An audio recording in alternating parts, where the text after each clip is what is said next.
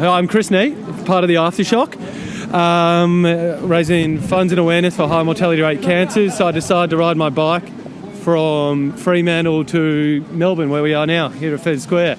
So about 3,500 kilometres, 21 days, so it averaged about 165 a day. How many flat tyres? 3 flats.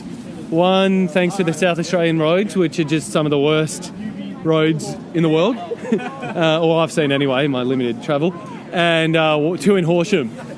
And I did it all with Dad, Jeff, following me in an RV. So without him, the ride wouldn't have got completed. So he kept me going and kept me off being killed from road trains.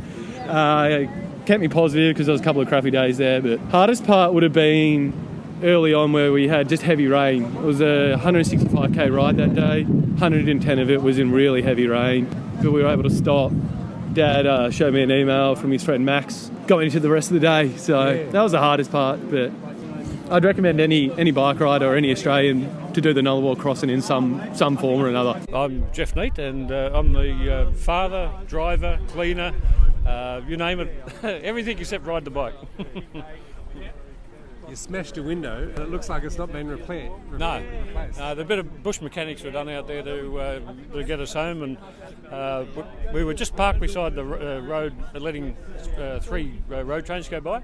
The third one just flicked a rock up and boom, like a rifle shot, bang. We had to get into the nearest town, and I bought some plastic and I had duct tape and bought some doweling to reinforce it because it would just blow out otherwise. I was on their radio frequency, and I had Chris, who'd still got it in his back pocket there, on the same frequency, so they could hear what I was telling him to do. And if any truck was coming, I'd tell him to pull over. So we let everyone. We didn't hold one up in the whole trip. And for cars and caravans, we'd just sort of move over, unless it was a blind corner or a blind hill, then we'd pull off to let them through. But it worked well. There was no issues with that at all.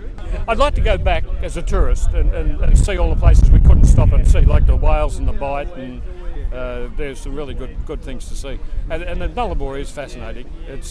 It's got its little sections of different growth, and it was good to see for once, instead of from 35,000 feet.